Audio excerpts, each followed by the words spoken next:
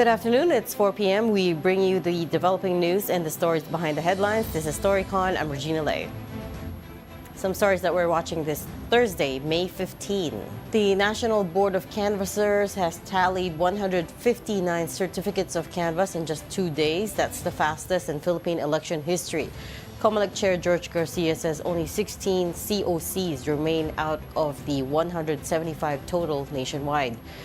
So if canvassing is completed today or tomorrow, winning senators and party list groups may be proclaimed as early as Saturday. A major shakeup in the party list race, with 48 groups expected to secure just one House seat each. Akbayan, Duterte Youth, and Tingog lead the rankings and are poised to get 3 seats each. Newcomer Mamamayang Liberal, backed by former Senator Laila de Lima, is among those expected to win a single seat. And at least 17 incumbent groups, including Gabriela and Ang Provinciano, may lose their seats due to lower vote counts. The palace says the Benteng Bigas Meron Na program is now available nationwide through Kadiwa centers. Starting today, May 15, 32 more Kadiwa sites will open across Bulacan, Cavite, Laguna, Mindoro, and Rizal. Meanwhile, the DA is temporarily lifting the maximum suggested retail price for pork as market compliance drops below 5%. And Germany and the Philippines have signed a defense cooperation deal to strengthen ties amid rising tensions in the South China Sea. The agreement covers cybersecurity, defense logistics, armament, and deployment of UN peacekeepers. The deal was signed in Berlin by defense chiefs Gilbert Theodora and Boris Pistorius. Joining me today via Zoom, we have Storycon's resident political pundit, Ronald Llamas, live from Dubai. Nasa airport ka ba, Ron? Stopover. And, Airport. oo nga, mukhang nasa airport ka, no? Yes, yes. And also from the Philippine Star, Editor-in-Chief, Ami Pamintuan. Hi, Ami. Hi. Wala. Ronald, maganda naman diyang ma-stuck dyan eh. Maganda yung airport nila dyan, ano? Medyo, nakatulog na nga ako sa sopa eh. Wait, chinek mo ba yung flight mo? Baka naman nag-dial ka dito. You might miss the, you might miss your flight. Daming kwal eh. Daming Pinoy, kaya maraming Oo tumutulong. nga. Oo. Mga ano yata dyan, more than 70% daw Yeah. ng empleyado dyan sa airport na yan Oo. are Filipinos. Baka more. Baka more. Bawat kanto may Yeah. Pinoy dito eh. Oo. Oo nga. Oh, I just transited there din nung Monday. Pabalik ako dito from Germany, and you're right, kahit saan puro Pinoy yung wait staff. And it's really nice kasi they're very warm, right? So everywhere you go, maraming tumutulong. And Saka they're sabihin nila kung nasan yung lahat ng discount. ano na ba nabili mo?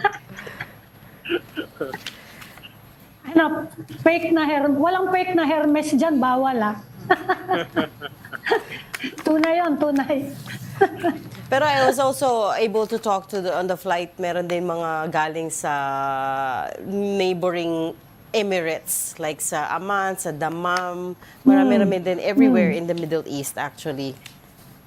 Pero ito yata pinakamahaba kong stopover, 17 hours.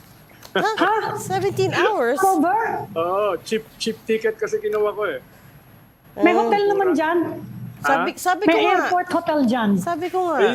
Yung cubicle na hotel, yung isang cubicle lang talaga, isang kama lang. Ang bayad, May ganun. ang bayad 13,000 pesos na eh.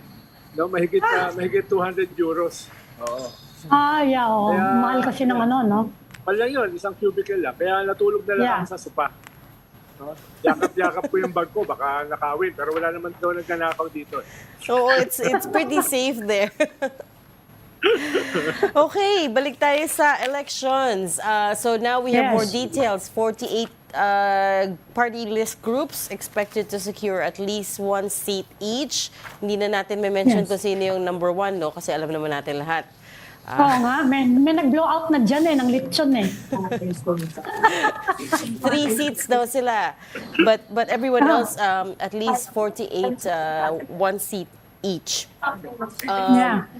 Pero hindi nakapasok ang Gabriela and ang probinsyano as well as bayan muna actually, di ba? Yeah. Yeah, unfortunately, may mga magagaling na party list na disqualify. Dahil 2 times na natalo, katulad ng bayan muna at saka Magdalo. Sayang, ganda sana nakasama sila sa party list. Tapos yung Gabriela na laging panalo, mukhang matatalo ngayon. Oo nga. What do you think happened there? Sana na makasama sila. Oo, hindi sila nakaano, no? Their campaigning wasn't as effective. What happened there? Yan ang tinatanong ko sa'yo, Ronald, di ba? The progressive groups are actually taking up causes na, yun na nga, yung kung susundin natin yung mga survey, na sumempla nga naman yung survey. Oo. Pero, mga gut issues, inflation, poverty, Jobs. di ba? Trabaho. Pero Ami, progressive din naman ang akbayan. Kaya nga, bakit gano'n? No? Hindi, baka naman dahil lang dyan, merong magaling na dyan, yung, pandit, yung professional pandit. May nagpo-promote. Hindi naman. Maganda rin yung slogan nila, pag mahal mo, akbayan mo. Di ba, Reg? Pag mahal mo, akbayan. Ano ba yan? Everyday ba natin may-mention yung slogan na yan? Nag-click sa Gen Z. Nag-click sa Gen Z tsaka millennials. Yung pag-akbayan mo, mahal mo. Sabi nga sa Pag Mean mahal mo, akbayan mo. Ronald, sabi nga sa Mean Girls, stop trying to make it happen. Oh. Everyday Hindi na na nga yun, Ronald. Messaging lang ba yan? Ha? Hindi ko, Kasi sila yung consistent na cause niya, yung poverty, di ba? Sila yan yung presyo, di ba? Sila yung nagmamarcha, hindi naman kulang sa publicity yan. Ano kaya nangyari? Yung messaging ba yan? siguro, tignan natin yung mga assessment nila tsaka ng iba. Hirap kasi mag-judge ngayon eh. Hindi mo alam yung data tsaka yung kanilang sariling assessment. Halimbawa, yung sa bayan, ang assessment lang nila ay pinuhat sila ng Gen Z. By that same token, di dapat nabuhat din yung ibang progressive groups, hindi ba? Instead of they lost seats, they lost their positions. So, ba't ganun? I mean, ano yung parang ang laki ng discrepancy? Like, Akbayan shot up to number 1, pero yung Bayan muna, yung Gabriela, malayo sila. So, ano nangyari doon is the question. Gusto kasi ng Gen Z, hindi sila nile-lecturean eh. Gusto nila yung mga sweet na mga nakadikit sa progressive issues, pero wag masyadong hardline, wag masyadong trying hard. So, di ba? Iba yung kultura ng Gen Z eh. Iba yung kultura namin eh. Sabi ko na eh. I knew it. You didn't saw it coming. You didn't saw it coming. No, I saw it coming because I knew you were gonna paint yourself as a Gen Z. Sige na, pagbigyan ka na namin. Generation Jones ka raw, Jones. Merong bagong Generation Jones. Struggling the boomer and Bigyan mo ko ng opportunity, Reg. Oo. So you saw the opening. Oo. Sabi ko nga. Sige na. So Mr. Gen Z, Ronald Llamas. Okay. Anyway, certificate of canvasses, nasa 159 na tayo. That's the fastest daw in election history. Expected proclamation. Well, at this point, mukhang possible na by Saturday we can have a proclamation, official proclamation. Although, of course, marami na nag-proclaim ng panalo, no? Yes. Yung yung voter turnout, the highest ever daw. Yes. 81. Oo. Galing na yan sa COMELEC, 81.65. At baka The highest for midterms. At baka Ami, konektado dyan yung kabataan. Baka they went out. Yun na nga. Yeah. Mga bata. Hindi sila masyadong at medyo na-underestimate yung kanilang delivery. Oo. Yes. Baka, wala akong data, pero baka after nito, ay makita natin yung role ng kabataan. Baka. 3 million additional new voters. New voters pa lang yan. 3 million. So, mas marami pa yung bata. Di ba? Well, we come back to the issue of the surveys nga and how the surveys got it so wrong. Kasi initially, in the first 24 hours after the elections, we were asking that question, di ba? Tapos sabi, baka kasi low voter turnout, kaya medyo yung variances niya naging malawak, right? But turns out it's record high Ang taas. voter turnout. Yeah.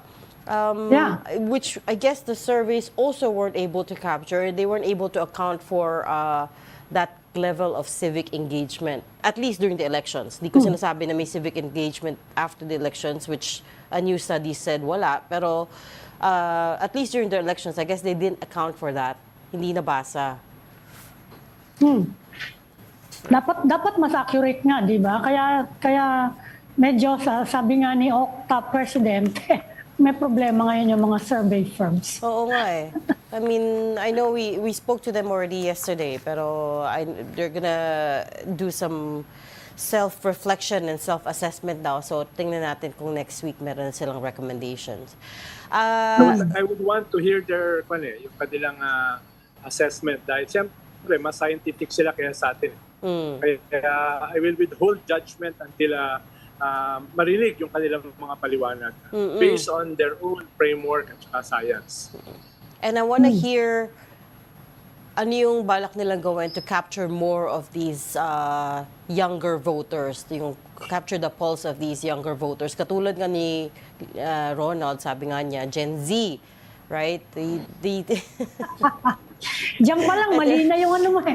Mali na yung assessment mo, diyan pa lang. Nga eh. Parang more like Gen Senior, no? More Gen Senior. Gen Senior. Gen Senior. Hindi, alam mo, pinapakinggan ko kahapon si Ronald Holmes of Pulse Asia. Yeah. Masyadong komplikado din yung ano niya, no? Yung explanation niya. Yes. And if they're going to carry out changes na sinusundan yon, medyo mahirap eh. Medyo mahirap. Kung paano sila mag-a-adapt dun sa mga komplikasyon na yon. Di ba? Na kung yung mga tinitignan nilang mga kakulangan na nangyari, they will have to address it. Medyo mahirap eh. Dahil nag-aral din naman ako ng poll taking statistics eh. Lesson namin yan sa ano eh. Nung college eh. Ang hirap-hirap sundan yon. Yung mga sinasabi niya na mga kailangan i-address mo yung factors na yon. Ewan ko, mahihirapan sila. Mahihirapan ng polling. I think so. And also because they rely on traditional methodologies, right? Which is in-person questionnaires. Yes. Eh, yun nga, ang tanong doon is how will you be able to capture the sentiment online? Right? Which I don't think at this point Mahirap has been na nga yung worked in. in-person.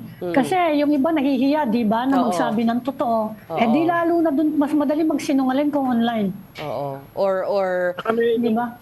Saka may ibang variables din at play. Halimbawa, inaasahan mo, malakas yung government, yung incumbent during the midterms.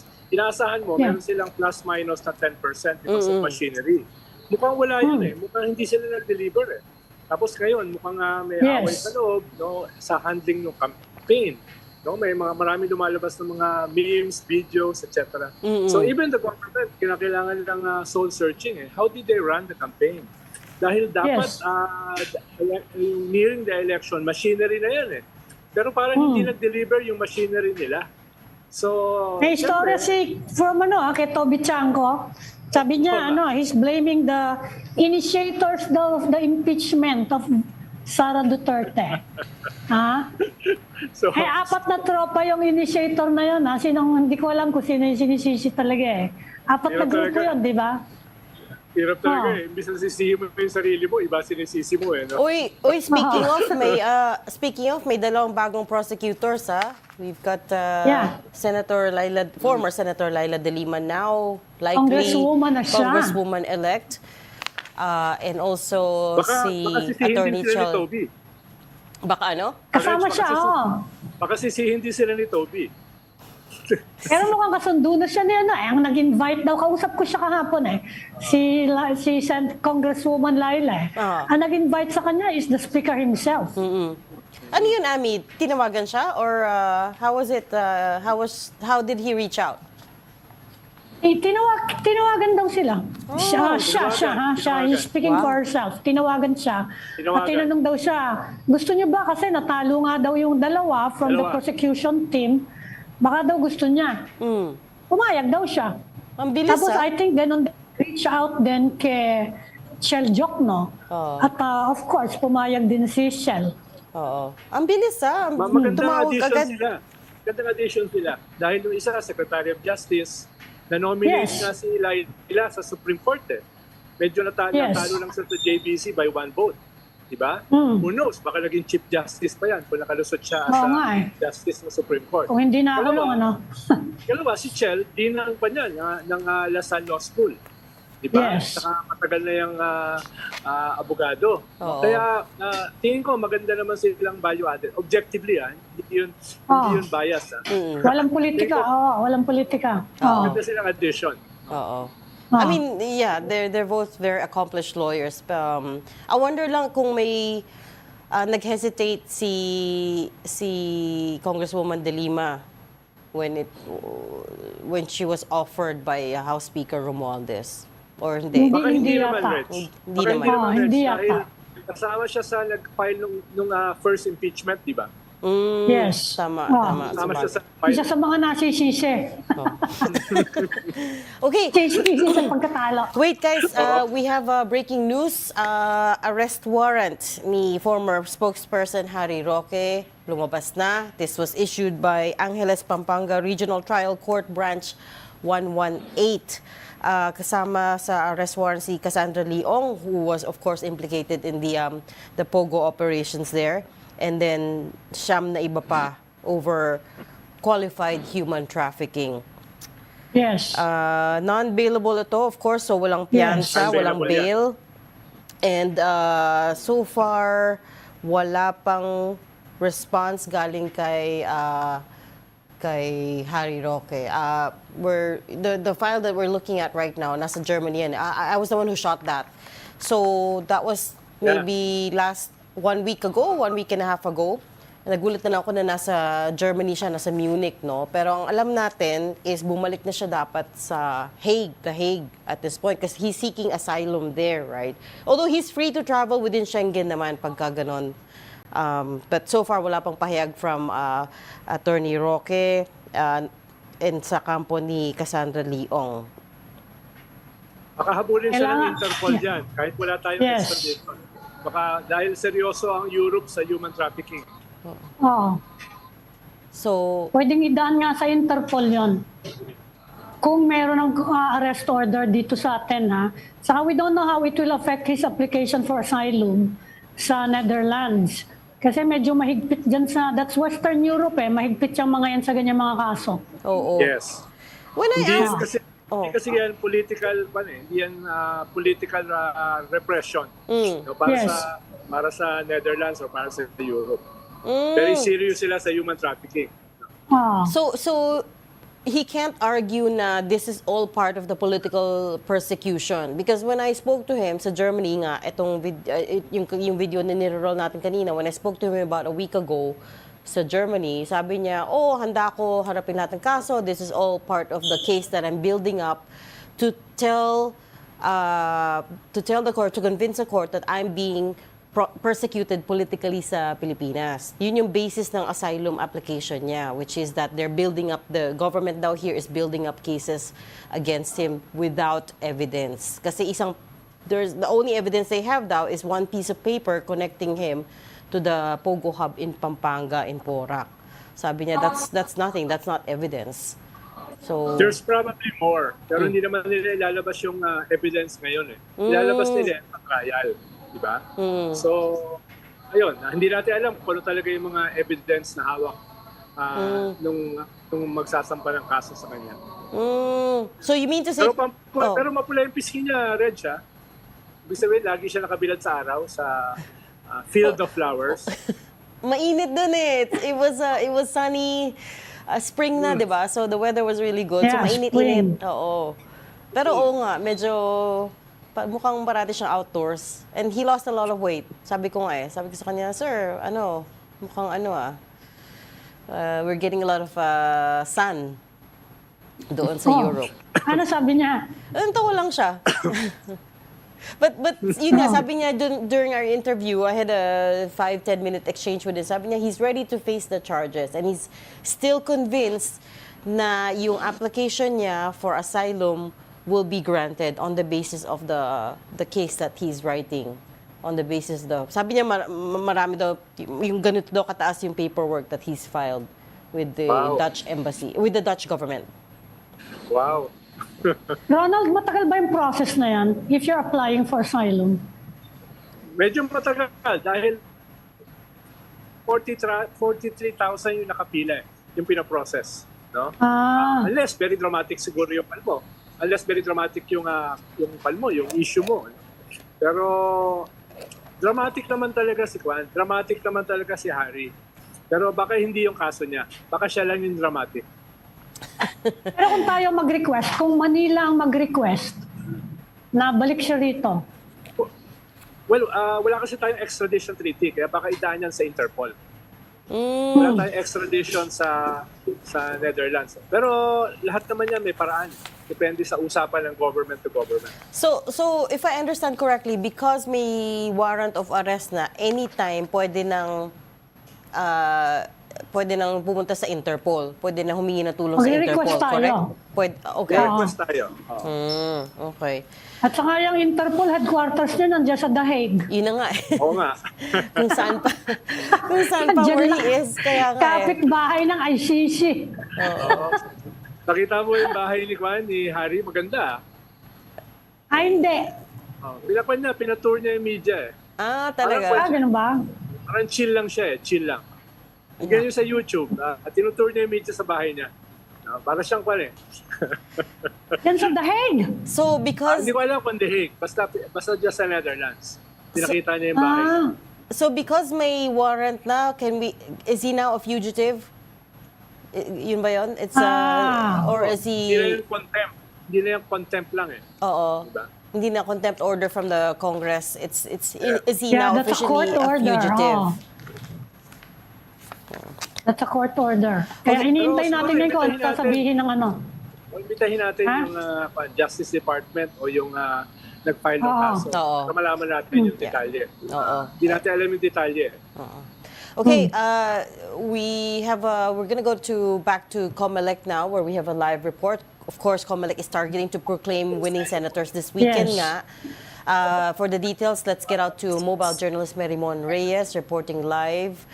Merimon, anong balita today? 159 certificates of canvass na, di ba? What else do we know? Yes, yung isa ba dyan sa binalita ng COMELEC kanina sa isang press conference is yung magandang naging voter turnout kung saan, yun nga, 81.65% ang voters turnout, which equates to 55,874,700 voters over doon sa 68.4 million na botante for this midterm election. Ang nasabi ni Chairman George Garcia sa kasaysayan daw ng Philippine midterm election, to be specific, ito daw yung pinakamataas na voters turnout. And isa sa tinitingnan daw dito ni Chairman is possibly yung naging participation daw ng kabataan. So mas nakikita na raw ngayon yung presensya ng mga ito. Pero yun yung pa so far yung nakikita niya sa kanyang initial investigation. At the same time, they are expecting na by Saturday, nakikita na nila kasi 16 na lang hinihintay nilang COCs to canvass. So ma-officially proclaim na yung mga magwawaging senador. And then nasabi nila pagdating naman sa mga party list groups, nag-request sila ng isang araw na palugit. So by Monday, possibly isasagawa na rin yung official proclamation naman ng mga magwawaging party list groups. At the same time, dito sa likuran ko ngayon na nasa Pasay ako, isinasagawa ang day 2 ng random manual auditing. Pero so far, 2 pa lang na ballot boxes ang natapos ng pag-audit. 762 in total yung ballot boxes na dadaan dito for random manual auditing, which will span for over 45 days. And ito sa likuran natin, these are made up of 60 teams from DepEd na nag-undergo sila ng training last April. And nilinaw naman ng COMELEC na ang mga ito, hindi sila nagsilbing electoral board members this halalan, pero may experience at may kaalaman sila sa mga lumipas na eleksyon. So far, tuloy-tuloy pa sila sa likuran natin at sumakto lang na oras na ito, maaaring makapasok ang media para maobserbahan yung kanilang procedure. So, sa numero na nakuha natin, 58 pa yung pinaprocess para ngayong araw, tas over 160 naman yung ballot boxes na nandito na sa RMA. So, ibig sabihin na 762 minus sa over 160, malaki-laki pa yung hinihintay dito. And ang reason for that is transportation ng mga ballot boxes. Kasi bukod sa 762 ito, pinili ito randomly ng Philippine Statistics Authority from Luzon, Visayas hanggang Mindanao. So, pinakasagot na nila dyan, transportation na by plane, lalo na yung Visayas and Mindanao area, posibleng matagalan pa talaga bago makarating dito. Kaya ina-expect nila na aabutin talaga na matagal-tagal yung pagtapos ng RMA. Pero nilinaw na naman ng COMELEC na kung ano man ang kalalabasan dito, this cannot be used for the filing of election protest. Rather, ang tinitingnan naman kasi sa RMA talaga is yung integrity and yung accuracy ng pagbibilang, comparing yung mano-manong binilang na boto dito in comparison doon sa election returns mula naman sa pagbibilang ng boto ng automated counting machines. So far, yun pa lang ang latest mula dito sa RMA sa Pasay. Balik sa inyo. So ang process dyan, Mary Mon, meron pa bang official declaration bago yung proclamation? Meron pa bang ganon? Na kasi matatapos na yung canvassing eh. Pagkatapos ng canvassing, meron bang official announcement ng mga nanalo bago yung formal proclamation? Wala, So, Miss ba? Wala raw, Miss Ami. Kasi since una, abuti talaga ito ng 45 days, plus hindi naman nga ito basis for possible election protest, kahit matapos daw yung official proclamation, hindi naman doon maapektuhan yung proseso ng RMA. So kung 45 days talaga abutin, whether or not tapos na yung canvassing of votes hanggang sa proclamation, tuloy pa rin talagang operation ng RMA. Okay, that's very good to hear. 81% voter turnout. That's very high. Thank you for that report. That was mobile journalist Mary Mon Reyes reporting live from COMELEC Canvassing Center in Pasay. Salamat, Mary Mon. Thanks, Mary Mon. You are watching Storycon on One News. We just need to take a very quick break. We'll be right back. Stay with us. Welcome back. We've got the developing news and the stories behind the headlines. This is Storycon. I'm Regina Lay. Still with us, Ami Pamintuan of the Philippine Star and Ronald Llamas, a resident political pundit, coming to us live from Dubai. Hindi ko nakasama rin sa chismisa namin ni Pangalina. Talaga? Ami. Anong chismis? Marami kami chismisan eh. Oo nga, pinutol na rin yung Oo nga. audio ko so hindi ko marinig. Papalo up ko yan mamaya. Okay, let's bring in our guest today. We've got Manuel Sanchez de Nogues, Deputy Chief Observer of the EU Election Observation Mission. Good afternoon. Welcome to Storycon, Mr. de Nogues. Can you hear me okay? Good Sorry, afternoon. Can you're you on hear mute. us? Sorry, You're you're on mute. Yeah, you're on mute. Oh, sorry. Yes, good afternoon. Okay. Thank you for inviting me. Fantastic. Good Are afternoon, Yes. Manuel. It's Hello. nice to see you again. you Yeah, still in thank you. Manila? Sorry? Are you still in Manila? Yes, we are in Manila. Yes, Okay. Makati. Okay, good. So just to let's start with setting the context for those who don't know this story. So the Philippine government invited the European Union to send an observation mission to observe the 2025 midterm elections, correct? And this is the second time the Philippine government has done so. The Philippine government and the Commission for Elections, yes, COMELEC. Okay, and how big was the delegation that the EU sent in response? We deployed on election day, we deployed the 226 observers, but we arrived on the 28th of March with a first team of 11 experts. Then that was also continued with a team of long-term observers, of 72 long-term observers that are deployed in the country since mid-April. I see. But you on sent- election day, we have short-term observers, and the total number of observers that we deployed and we accredited with COMELEC was 226. And they were divided into 82 teams. They were divided into teams of two because that's our methodology. We always work in teams of two. So basically, the first batch of LTOs, long-term observers, there were 72. That means 36 teams. And then we received another bunch of 104 short-term observers. That makes 52 teams, plus a delegation of the European Parliament that also came to endorse our work, plus what we call locally recruited observers. Those are diplomats from the EU member states accredited in the Philippines. And Manuel, I would just like to clarify that you had an agreement with the COMELEC before the elections that you will be granted full access to the polling places. Is that right? The European Union signed an agreement with the COMELEC and with the Department of Foreign Affairs, granting the mission full access to all stages of the electoral process. Right. So that seems to have been the problem because you signed an agreement for unrestricted access to the polling centers and the precincts, but on the ground, you said that your observers were denied access, which, by the way, there is a Philippine law, there is an election code that prohibits access, the entry of foreigners into the election premises. But tell us what happened on the election day itself. Well, on election day, we decided not to deploy observers for the voting, but we deployed for the counting and canvassing of the votes, following the instructions or letter that we received from the instruction that we received from COMELEC that EU, and also it was also published on the media repeatedly that the EU observer would not have access to the voting, access to the precincts to observe the voting. So therefore we complied with that instruction, and therefore we deployed our observers only for the counting. And how long will your group be in the Philippines? I understand there will be some long-term observers staying on for a couple more days in the Philippines. Yes, we have a staggered deployment and, of course, a staggered redeployment. The first to arrive are the last to leave, basically. So that's the core team. That's the experts based here in Manila. We arrived on the 28th of March and will be in the country until the end of May, until the end of the month. Our short-term observer will be redeployed soon in these days, and they will be flying out to Europe in the coming two or 3 days. And then the long-term observers, those who arrived in the middle of April, will be redeployed to Manila for further flying out to Europe by the end of next week. Manuel, But you do have preliminary findings already.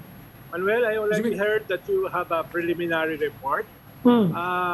Have you given this to the media or made it public? Your preliminary report? We had a press conference yesterday where we presented our preliminary statement, and it's been also distributed to the media.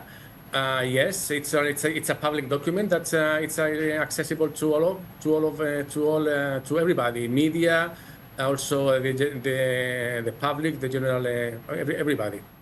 But offhand, what is the summary of your preliminary report? Offhand. We assessed that the process was properly organized by COMELEC. Also, we also take into account that we couldn't observe the voting, so therefore we cannot comment on the voting because we couldn't observe it. But we observed also the counting. In general, what we say is that the process was organized well. That all materials were in place in the polling precincts. That there were some innovative decisions or activities conducted by COMELEC with regards discriminatory remarks by the political parties or candidates. It was a very, I think it's a positive thing to do. And also, we also highlighted some things that we believe that should be addressed properly, like vote buy-in, like the violence. Even if we know that these elections were less violent than the previous ones or the 2019 elections, because we have to compare these elections not with the 2022 elections, but with the 2019 elections.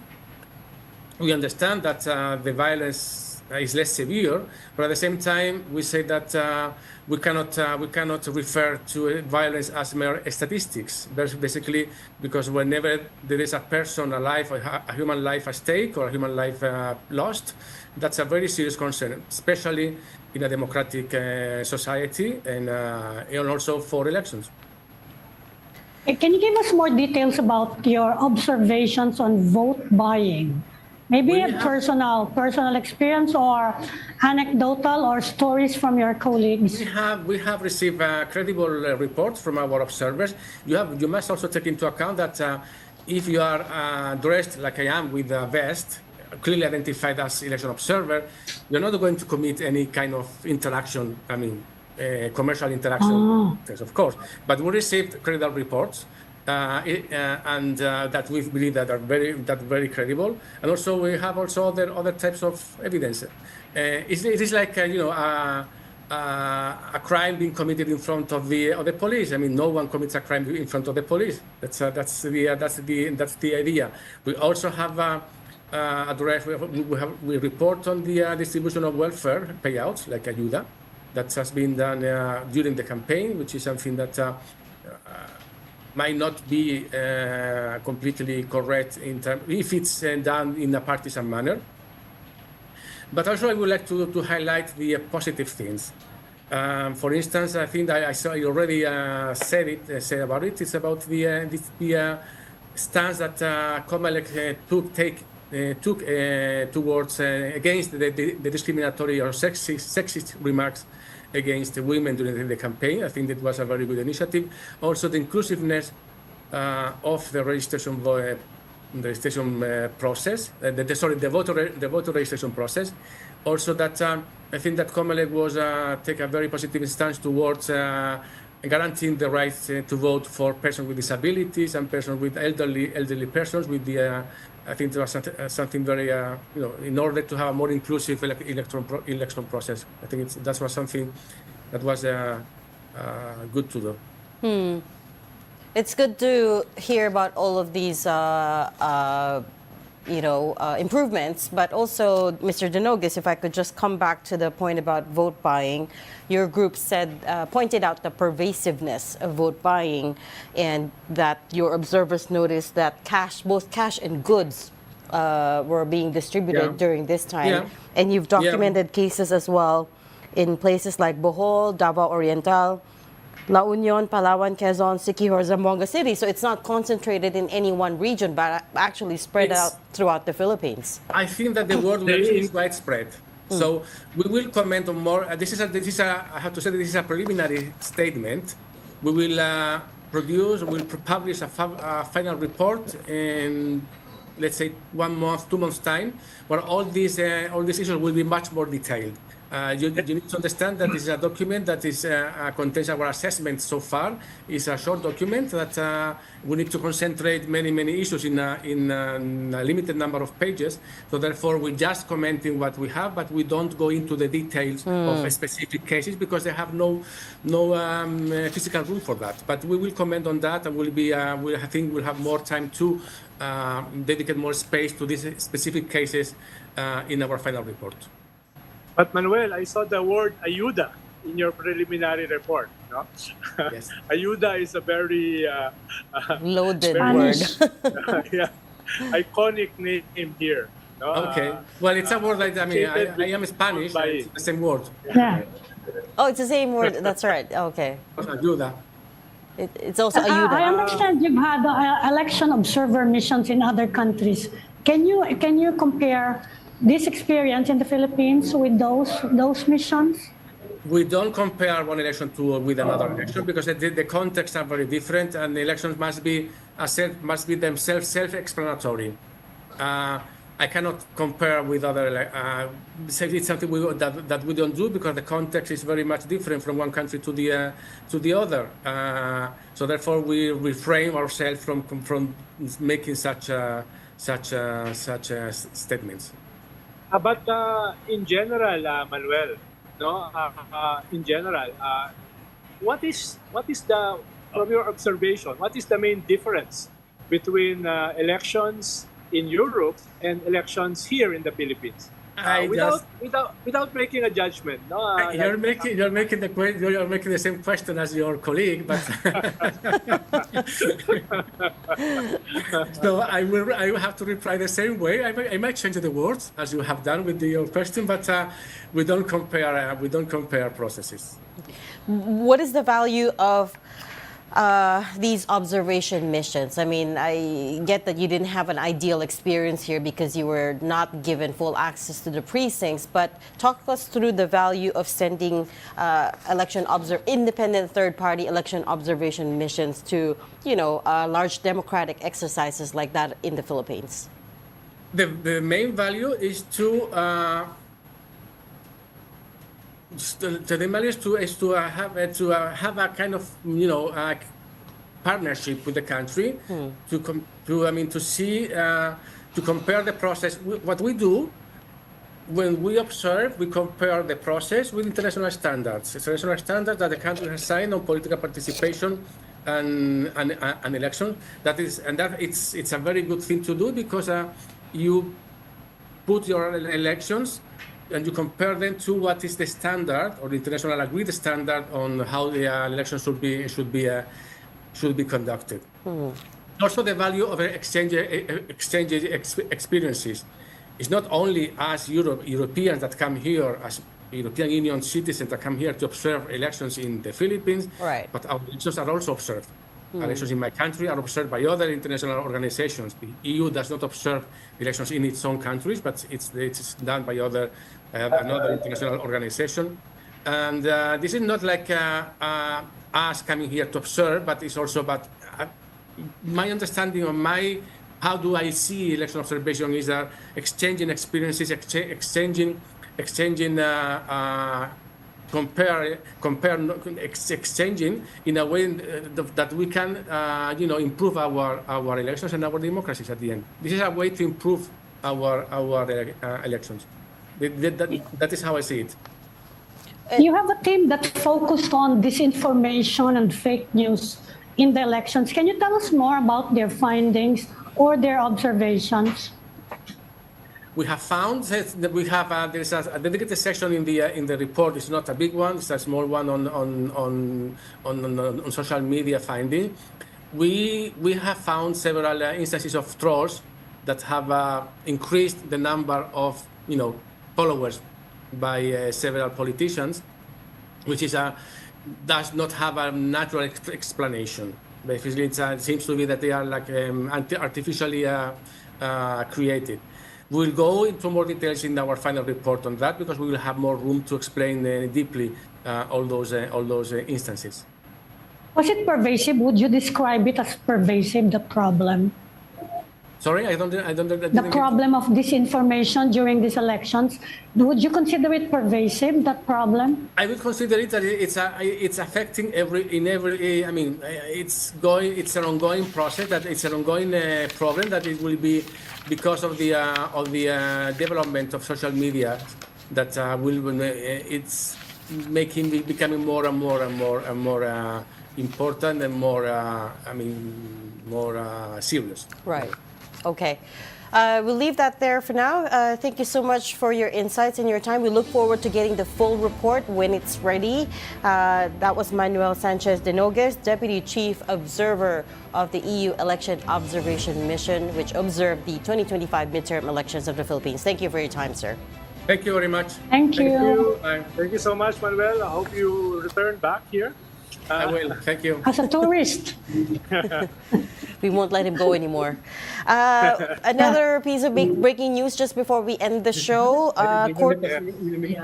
Court of Appeals nullified the acquittal of former Senator Laila de Lima and her co-accused, si Ronnie Palisok Dayan.